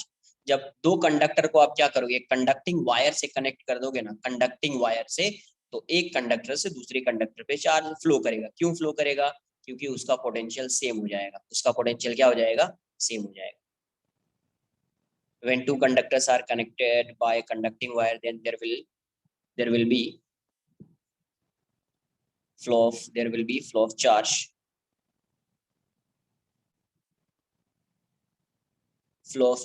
till their potentials become equal। देखो ये ऐसा है, conductor है, एक कंडक्टिंग वायर लगा दिया, पहले मान लीजिए ये कंडक्टिंग वायर हटा दो, पहले ऐसा था, इसको भी आगे डिस्कस करूंगा मैं, ये आएगा कि चार्ज डिस्ट्रीब्यूशन कैसे होगा। इस पे कुछ चार्ज है, मान लीजिए Q1, इस पे चार्ज कुछ Q2 है, तो दोनों का पोटेंशियल डिफरेंट होगा, R1 है, R2 है, तो दोनों का पोटेंशियल क्या होगा, डिफरेंट होगा। बट जब आप कंडक्टिंग वायर से कनेक्ट कर देंगे अभी इसका V1 V2, तो जब आप कंडक्टिंग वायर से कनेक्ट कर देंगे, ये कंडक्टिंग वायर है, क्या है, कंडक्टिंग वायर, ये आइडियल है, आइडियल मतलब इसका कोई रेजिस्टेंस नहीं है, कंडक्टिंग वायर आइडियल है। जब कोई रेजिस्टेंस नहीं है, आइडियल मतलब रेजिस्टेंस क्या है, जीरो। जब रेजिस्टेंस जीरो होगा तो इसके अंदर कोई पोटेंशियल ड्रॉप नहीं होता है, रेजिस्टेंस ही नहीं है तो पोटेंशियल ड्रॉप होगा क्या, नहीं होगा। आइडियल वायर है, आइडियल वायर है, इसका मतलब यहाँ का जितना पोटेंशियल होगा यहाँ का भी पोटेंशियल सेम होगा, यहाँ का पोटेंशियल वी हो जाएगा, यहाँ का पोटेंशियल वी हो जाएगा। अभी यहाँ पे Q1 डैश बोल दीजिए और ये Q2 डैश, चार्ज क्या हो जाएगा, या तो यहाँ से यहाँ फ्लो करेगा या यहाँ से यहाँ फ्लो करेगा चार्ज, या तो यहाँ से यहाँ फ्लो करेगा या यहाँ से यहाँ पे फ्लो करेगा। बट कंजर्वेशन ऑफ चार्ज तो लगेगा, क्योंकि यहाँ से यहाँ फ्लो करे या यहाँ से यहाँ फ्लो करे, नेट चार्ज पहले जितना था अभी भी चार्ज तो उतना ही होगा, तो यहाँ पे कंजर्वेशन ऑफ चार्ज लगेगा। ठीक है, तो आप ऐसे साइड में लिख लेना, इसको मैं आगे बताऊंगा। Q1 equals to Q1 dash plus Q2 dash, क्या है यहाँ पे, ये क्या है, कंजर्वेशन ऑफ चार्ज। आगे मैं ये बताऊंगा, बट इसका पूरा थोड़ा आगे डिटेल में एक्सप्लेन करूंगा ये सब, बट अभी इस यहाँ पे लिख लेना कंजर्वेशन ऑफ चार्ज। जब एक कंडक्टिंग वायर से कनेक्ट करेंगे तो दोनों का पोटेंशियल क्या हो जाएगा, इसका पोटेंशियल इसका पोटेंशियल ये V हो जाएगा और ये भी V हो जाएगा, दोनों का पोटेंशियल सेम हो जाएगा। तो यहाँ पे V1 डैश बोल देता हूँ, ये भी V, और V2 डैश बोल देता हूँ, ये भी V, मतलब V1 dash equals to V2 dash equals to V।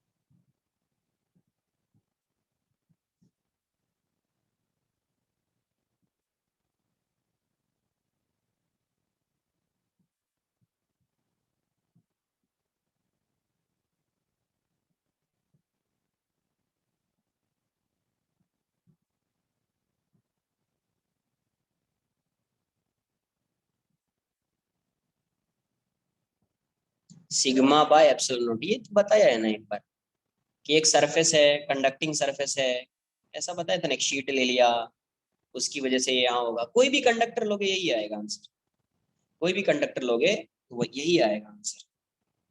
Near the surface of conductor मतलब कंडक्टिंग सरफेस की बात करो आप वहीं पे, तो ये वैल्यू ही आ जाएगी।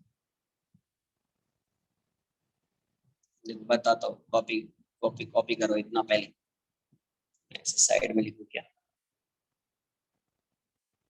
देखो सरफेस पे चार्ज कितना होगा, उसी के आसपास बोल रहे हैं, near the surface of conductor मतलब ज्यादा डिस्टेंस नहीं है, सरफेस पे मान के क्यू बाय आर स्क्वायर होगा ना, ये होगा K Q by R square field.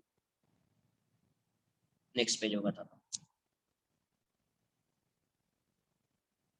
यहीं पे लिख लो ना, ये ऐसा होता है ना फील्ड, के क्यू बाय आर स्क्वायर होता है, के की वैल्यू 1/4 पाई एप्सिलॉन नॉट हो जाएगी, Q K Q by R square, Q कितना हो जाएगा, तो सिग्मा इंटू एरिया, एरिया है ना, सिग्मा इंटू एरिया।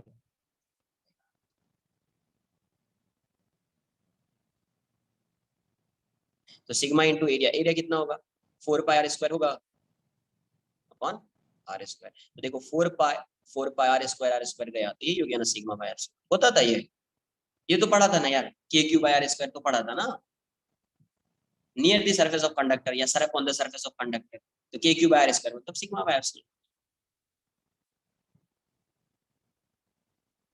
और शीट से भी पढ़ा था अपन ने, शीट से तो डेराइव किया था, इसको तो डायरेक्ट ऐसा नहीं लिखा था, इसको तो अपन ने ऐसा लिखा था, बट शीट से तो अपन ने फाइंड किया था ना, एक थिन शीट होती थी जिसके दोनों सरफेस पे चार्ज डेंसिटी सिग्मा होता था, उसकी वजह से तो फाइंड किया था sigma by epsilon.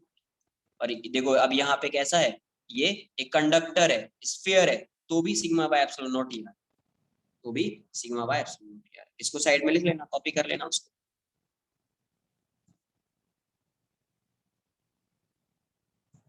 Last point है एक, उसके बाद में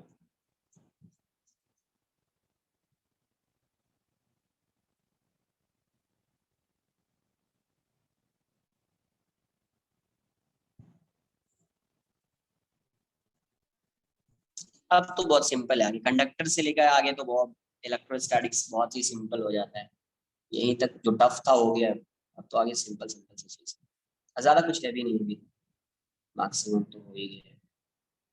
चार्ज डिस्ट्रीब्यूशन आएगा, कैविटी आएगी,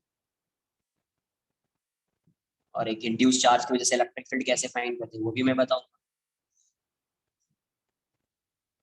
वो सब आएगा देखेंगे।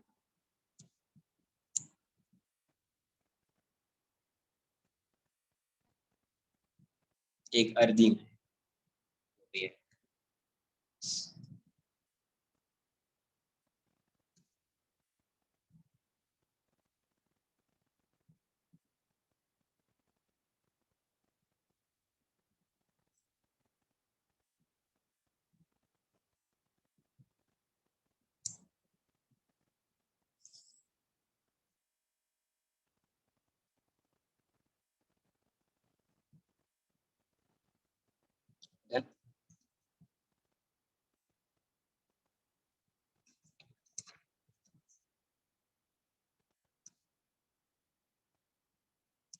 8 इलेक्ट्रिक फील्ड, इलेक्ट्रिक फील्ड नहीं, electric pressure, electric pressure, electric pressure at the surface of conductor, at the surface of conductor is P equals to sigma square by 2 epsilon। Sigma पता है, where sigma is surface charge density, where sigma is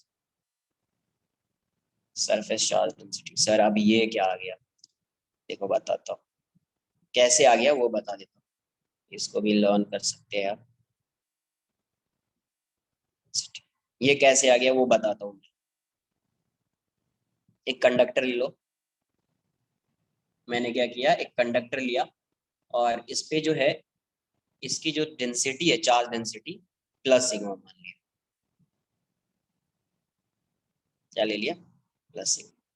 तो किसी भी surface पे कोई भी एक point ले लो या कोई भी स्मॉल सा एलिमेंट ले लो, उस सरफेस पे देखेंगे कि प्रेशर की वैल्यू ये आ रही है या नहीं आ रही है। तो मैं क्या करता हूँ, एक कंडक्टर ले लिया, तो कंडक्टर में यहाँ पे एक स्मॉल सा एलिमेंट मैं ले लेता हूँ, ये वाला पार्ट, इसको रिमूव कर देता हूँ, या इस वाले पार्ट को आप ए बोल दीजिए, ये स्मॉल सा एलिमेंट हो गया, स्मॉल एलिमेंट, क्योंकि प्रूफ तो करना है, प्रूफ टाइप से लिख देता हूँ, यहाँ पे फाइंड करना है। तो ये स्मॉल एलिमेंट ले लिया मैंने, इसी पार्ट, इसी का लिया, स्फीयर का ये स्मॉल एलिमेंट लिया, ये लार्ज एलिमेंट, ये वाला पार्ट। तो अगर मैं इस जस्ट यहाँ पे या कहीं पे भी फाइंड करेंगे तो वही आएगा, यहाँ पे फाइंड कर लीजिए, जस्ट यहाँ पे, जस्ट आउटसाइड, एक पॉइंट यहाँ पे, एक पॉइंट यहाँ पे ले लिया, ए और बी, ए और बी, ठीक है, ए एंड बी। तो अगर मैं ए की बात करूं तो ये तो पॉइंट इनसाइड हो जाएगा ना, इनसाइड अ कंडक्टर। तो इस पॉइंट की बात करूं, net electric field at point A क्या होना चाहिए, जीरो होना चाहिए, because electric field inside a conductor is zero. Electric field inside a conductor is, since electric field inside a conductor is zero, conductor is zero. अब देखिए ये तो zero लिख दिया मैंने, अब ये जो पॉइंट ए होगा, पॉइंट ए, पॉइंट ए होगा, तो इसकी वजह से अगर फील्ड होती, इसकी वजह से, इसकी वजह से, क्योंकि ये पोर्शन रिमूव कर दिया है तो इसकी वजह से कुछ ना कुछ तो फील्ड होगी, इसकी वजह से फील्ड होगी, ये रिमूव कर दोगे तो इस बचे हुए पार्ट का जो काउंटर एलिमेंट होगा ये, इसकी वजह से यहाँ पे फील्ड होगी, ठीक है। तो फील्ड होगी तो इसकी वजह से पॉजिटिव है, तो इस साइड फील्ड होगी, इसको ई लार्ज है तो ई एल बोल देते, और ये जो स्मॉल है इसकी वजह से फील्ड इस साइड होगी, इस साइड होगी, ये पॉइंट ए, ये हो जाएगा ई स्मॉल। तो आप क्या लिखेंगे, ई ए की वैल्यू जीरो है, ई ए को क्या लिखेंगे, E equals to zero, E A को क्या लिखेंगे, E L minus E S की वैल्यू जीरो हो जाएगी, मतलब E L equals to E S हो जाएगा, ई एल इक्वल्स टू क्या हो जाएगा, ई एस, ठीक है, ई एल की वैल्यू ई एस हो जाएगी, E L equals to E S हो गया। अब मैं बी पॉइंट की बात करता हूँ, जस्ट आउटसाइड, तो बी पॉइंट पे दोनों की वजह से, इस स्मॉल से की वजह से भी इस साइड और इसकी वजह से भी उस साइड, तो बी पॉइंट पे जो फील्ड आएगी, ई एल भी इसी डायरेक्शन में और ई एस भी इसी डायरेक्शन। तो अभी जस्ट बताया है कि electric field near the surface of conductor, इसी सरफेस की बात है ना, जस्ट यहाँ पे, तो ज्यादा वैरी नहीं कर रहा है, तो आप उतना जो है अप्रोक्सीमेट वैल्यू ले सकते हैं। तो जस्ट आउटसाइड है ये पॉइंट, तो ई बी की वैल्यू अभी क्या बताया था, सिग्मा बाय एप्सिलॉन नॉट लिख दिया, तो ये ई बी कितना आएगा, E L plus E S आएगा, ये सेम है तो इसको मैं लेट से ई बोल देता हूँ, तो E S sigma by epsilon, तो यहाँ से ई प्लस ई की वैल्यू क्या हो गई, इसको इक्वेशन वन, कहाँ से आया, फ्रॉम वन, तो यहाँ से आ गया कितना, ई की वैल्यू कितनी आ गई, sigma by two epsilon, therefore E S equals to E L equals to E equals to sigma by two epsilon, ये वाली वैल्यू इतनी होगी। कॉपी कर लो थोड़ा फास्ट, 2 मिनट्स, बस 2 मिनट में हो जाएगा।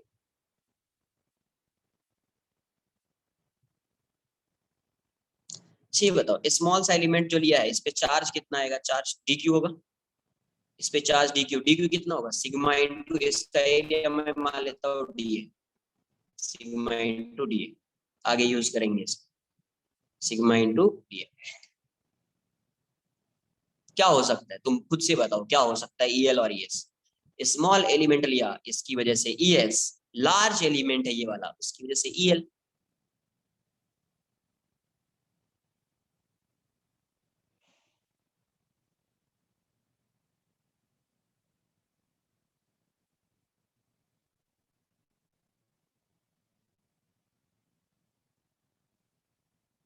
है ना,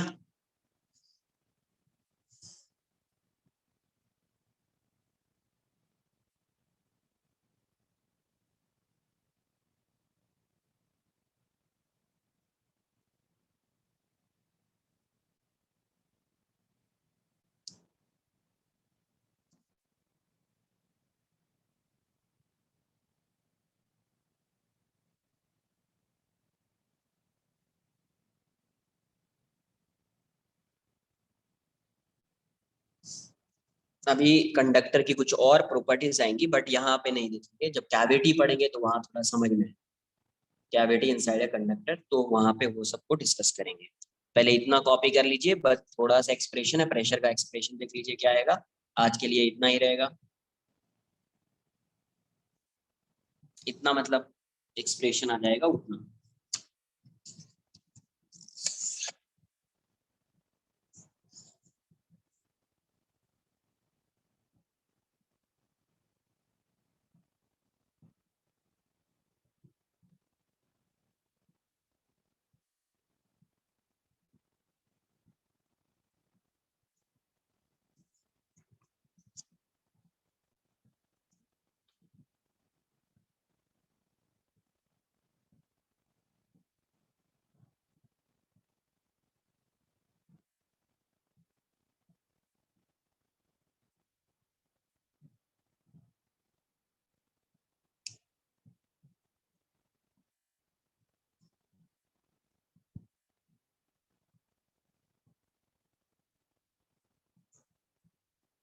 डन। तो फोर्स आप फाइंड कर लेते हैं, इस स्मॉल एलिमेंट पे फोर्स फाइंड करें, फोर्स ऑन स्मॉल एलिमेंट। तो फोर्स ऑन स्मॉल एलिमेंट क्या हो गया, फोर्स ऑन स्मॉल एलिमेंट। तो जब स्मॉल एलिमेंट पे फोर्स लिखोगे तो डीएफ लिख देता हूँ, तो उस पे जो फोर्स होगा वो किसकी वजह से होगा, तो लार्ज एलिमेंट जो है उसकी फील्ड होगी और उस स्मॉल एलिमेंट का चार्ज होगा। तो field due to large element into D Q, होगा या नहीं होगा ये बात, यही होगा ना यार। लार्ज एलिमेंट की फील्ड होगी और स्मॉल एलिमेंट का चार्ज होगा, तो डीएफ की वैल्यू क्या हो जाएगी, ईएल कितना आया अभी फाइंड किया, डी क्यू कितना आया, sigma into D A, D F by D A कितना हो जाएगा, sigma square by to epsilon. D F by D A क्या होगा, प्रेशर। तो इलेक्ट्रिक प्रेशर क्या आ जाएगा on the surface of conductor, है ना, ये आ जाएगा। कहीं पे ऐसा भी लिखा हो, if E is the net electric field, जो है ई क्या है, net electric field, net electric field due to conductor. तो ई की वैल्यू क्या हो जाएगी, देन ई की वैल्यू क्या लिखोगे आप, सिग्मा बाय एप्सिलॉन नॉट लिखोगे। तो सिग्मा को आप क्या लिख सकते हैं, ई एप्सिलॉन नॉट लिख सकते हैं, हेंस प्रेशर क्या आ जाएगा। कभी ऐसा भी लिखा रहे तो क्लियर होना चाहिए आपको, two epsilon naught into E square into epsilon naught square. तो उस केस में प्रेशर को आप क्या लिखोगे, half into epsilon naught into E square.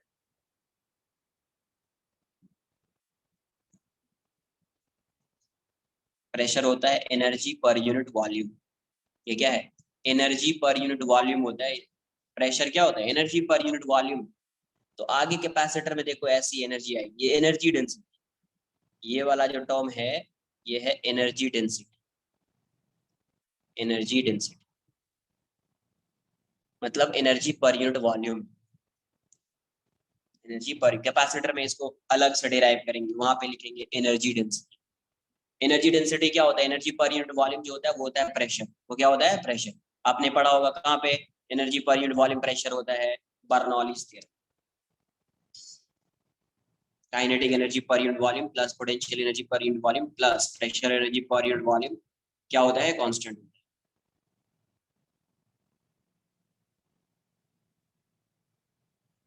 तो three three lectures next week में होपफुली कंप्लीट हो जाएगा। नेक्स्ट वीक में जो है ये चैप्टर अपन कंप्लीट करेंगे, हो जाना चाहिए। चलिए bye bye, take care, good night.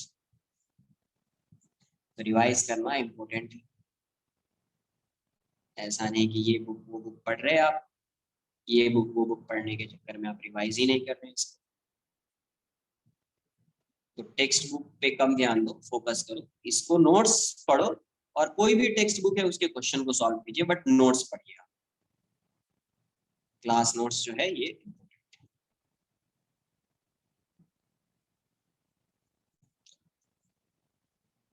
अरे वो लेक्चर है ही नहीं यार, क्या बोलूं। कौन सा लेक्चर, उसमें एट्थ में क्या बताया था, मेडिकल में एक लेक्चर होगा तो वो उसकी रिकॉर्डिंग सेंड कर दूंगा। 8th वाले में क्या था एक बार बताओ तो मुझे। 8 जो था वो आया ही नहीं यार, क्या किया, जब मैंने मेल भी किया था उसको नहीं है। इलेक्ट्रिक फ्लक्स की थियरी थी, ठीक है, इलेक्ट्रिक फ्लक्स की थियरी थी, ठीक है, देखते हैं उसमें तो थोड़ा कम पढ़ाते हैं यार, मेडिकल में तो बहुत कम पढ़ाते हैं।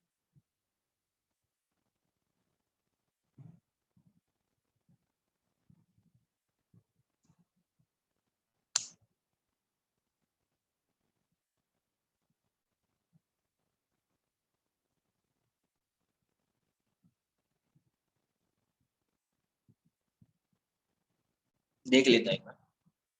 8th में डायपोल था, 8th में डायपोल होगा शायद, 8th में डायपोल। इलेक्ट्रिक फ्लक्स स्टार्ट किया नहीं, नहीं किया था शायद, किया था क्या, 9th 10th। हाँ इलेक्ट्रिक फ्लक्स स्टार्ट किया था, जस्ट स्टार्ट किया था।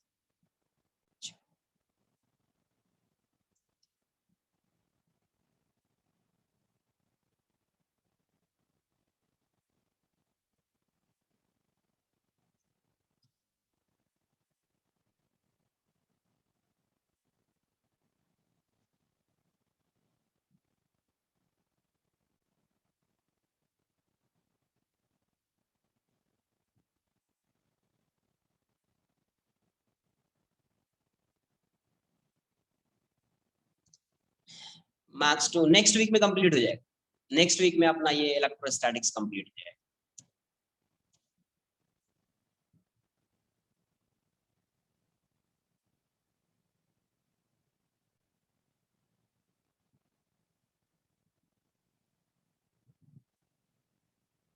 नेक्स्ट वीक जो है उसमें हो जाएगा।